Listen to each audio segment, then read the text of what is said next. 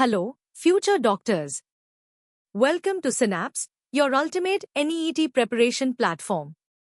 Today, we are diving into the fascinating Animal Kingdom chapter from Class 11 Biology. Specifically, we'll explore the incredible diversity from phylum Porifera all the way to Hemichordata. Get ready for an exciting journey through the evolutionary ladder, starting from the simplest sponges to the more complex acorn worms. We'll cover this topic across 4 levels: easy, medium, hard, and hardest, ensuring you master every concept required for NEET success. Let's begin. Let's kick things off with the easy level. Here, we'll cover the basic characteristics and examples of the initial phyla. Think of it as building your foundation. Our journey starts with understanding the basic principles of animal classification, which help us make sense of the vast animal kingdom. We look at things like how cells are organized, whether they form tissues or organs. We also examine body symmetry, like if an animal can be divided into equal halves in multiple ways or just one. The number of germ layers, which are embryonic tissues, tells us how complex an animal's body plan is. And finally, we consider the presence of a body cavity, called a column, which provides space for organs. These fundamental features are a roadmap for classifying animals. Next, we meet the simplest multicellular animals, phylum Porifera, or sponges.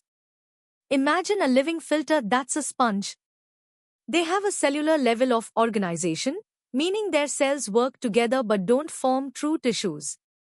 They're mostly asymmetrical and have a unique water canal system powered by special cells called choanocytes to filter food.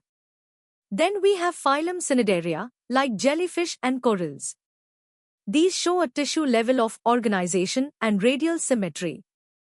Their defining feature? Stinging cells called cnidoblasts. Some exist as sessile polyps, others as free-swimming medusae. Lastly, phylum Ctenophora, or comb jellies, are also radially symmetrical and diploblastic. Their most striking feature is 8 rows of ciliate comb plates used for movement, and many exhibit beautiful bioluminescence. Now, let's test your understanding with 3 quick questions.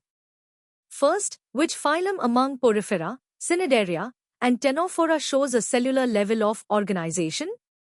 Second, what is the primary function of choanocytes in sponges? And third, name the stinging cells characteristic of phylum Cnidaria. Take a moment to think about these and solidify your basic knowledge. Moving on to the medium level. We'll now delve deeper into more phyla, exploring their distinct characteristics and evolutionary advancements. Our medium-level exploration begins with phylum Platyhelminths, the flatworms. These are the first to show an organ level of organization and bilateral symmetry. They're triploblastic but acoelomate, meaning they lack a true body cavity.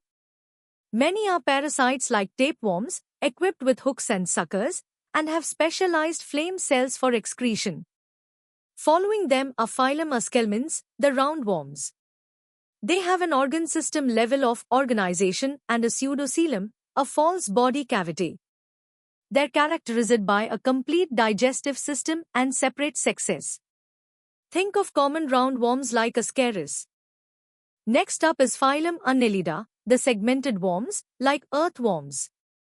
They're eucoelomates, meaning they have a true body cavity and are famous for metamerism, or true segmentation, both external and internal. They possess a closed circulatory system and use nephridia for excretion. Then we encounter phylum Arthropoda, the largest animal phylum. These include insects, spiders, and crustaceans. Key features are their chitinous exoskeleton, jointed appendages, and segmented bodies. Respiration occurs via diverse structures like gills, book lungs, or tracheal systems. Finally, in our medium level, we cover phylum Mollusca, the second largest phylum, which includes snails, octopuses, and oysters. Their bodies are typically unsegmented and covered by a calcareous shell, secreted by a soft mantle. They have a distinct head, a muscular foot, and a visceral hump. A unique feeding organ called the radula is a characteristic feature. Respiration often occurs through feather-like gills. These diverse groups illustrate significant evolutionary steps in body complexity and specialized systems. Time for some practice questions to reinforce your learning at the medium level. 1. How do platyhelminths differ from muscelminths in terms of body cavity? 2. What is the significance of metamerism in annelids? 3. Name 2 respiratory organs found in arthropods. 4. Which unique feeding organ is present in most mollusks? And 5. Give an example of a parasitic flatworm and a free-living roundworm. Think critically before answering. Welcome to the hard level. Here, we'll dive into more complex phyla, comparative analysis, and evolutionary insights. Get ready to connect the dots. At the hard level, we first explore phylum Echinodermata, like starfish and sea urchins. These are exclusively marine animals with a unique water vascular system, crucial for locomotion, feeding, and respiration. Interestingly, adults are radially symmetrical, but their larvae are bilaterally symmetrical, hinting at their evolutionary past. Their spiny skin comes from a calcareous endoskeleton. Then we have phylum Hemichodonta, the acorn worms. Once considered a subphylum of Chodonta, they're now a separate phylum. They are bilaterally symmetrical and possess a stomachoid and pharyngeal gill slits, structures that show fascinating parallels with chordates, making them a key evolutionary link. Now, let's deepen our understanding of the basis of animal classification and its evolutionary significance. We trace the progression from simple cellular organization to complex organ systems, from radial to bilateral symmetry, and from diploblastic to triploblastic body plans. The evolution of a true column marked a major adaptive radiation, allowing for greater organ development and efficient body support. We've also prepared a detailed comparative table for you, summarizing key features like symmetry, germ layers, column, and distinguishing characteristics across all the phyla we've covered, from Porifera to Hemichodonta. This table is an excellent tool for quick revision and understanding evolutionary trends. Understanding these phyla isn't just about memorizing facts, it's about recognizing the grand evolutionary story. We observe a clear progression in complexity, from the cellular level in Porifera to the sophisticated organ system level in higher invertebrates. The shift from radial to bilateral symmetry enabled directed movement and cephalization, leading to a more active lifestyle. The development of 3 germ layers, or triploblasty, allowed for the formation of a mesoderm and, subsequently, complex organs. The emergence of a true column provided space and protection for these organs, and a hydrostatic skeleton for movement. Even the presence of a stomachoid and gill slits in Hemichodonta points to their significant position in the evolutionary lineage towards chordates, illustrating how life forms have continuously adapted and diversified over millions of years. It's time for some challenging questions to test your analytical skills at the hard level. 1. Explain the evolutionary significance of the transition from radial to bilateral symmetry, citing examples. 2. Differentiate between a true column and a pseudocoelom, with examples. 3. Describe the unique features and functions of the water vascular system in echinoderms. 4. Why is Hemichodonta considered a connecting link in chordate evolution? 5. Discuss how excretory systems evolve in complexity from platyhelminths to Annelida. 6. What are cnidoblasts and how do they function?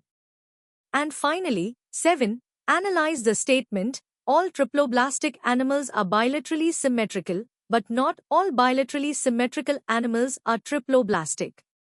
Is this true or false? Justify your answer. Good luck. Are you ready for the ultimate challenge? Welcome to the hardest level. Here, we'll explore competitive depth, delve into intricate mechanisms, and connect these concepts to broader biological and even engineering insights. This is where you prepare to ace NEET. At the hardest level, we delve into the intricate phylogeny and evolutionary divergence of these phyla. Molecular phylogenetics, combined with morphological evidence, helps us map the tree of life. Porifera, as basal metazoans, represent an early branch. The split between radially symmetrical Cnidaria ctenophora and bilaterally symmetrical animals is a major evolutionary event. The bilateria then diversified into protostomes and deuterostomes, with echinodermata and hematodermata belonging to the latter. Understanding the role of developmental genes, like Hox genes, is crucial here. These genes control body patterning and segmentation, providing a genetic basis for the diverse body plans we observe, from the simple to the complex. Larval forms, such as the trochophore and Diplerula-like larvae, serve as living fossils, revealing deep evolutionary connections not always obvious in adult organisms. Let's zoom into the engineering and mechanistic depth of some specialized systems. Consider the water vascular system of echinoderms, a marvel of hydraulic engineering. Water enters through the madreporide, circulating through a complex network of canals to operate the hundreds of tube feet. The coordinated contraction of ampullae and tube feet allows for slow, precise locomotion, food capture, and even gas exchange. It's a hydrostatic skeleton that allows for remarkable control. In cnidarians, the nematocyst is a microscopic, high-pressure injection system. Upon stimulation, a coiled, barbed thread rapidly everts, driven by osmotic pressure, injecting venom to paralyze prey. This is one of the fastest biological processes known. And for annelids, their locomotion is a testament to hydrostatic skeletons.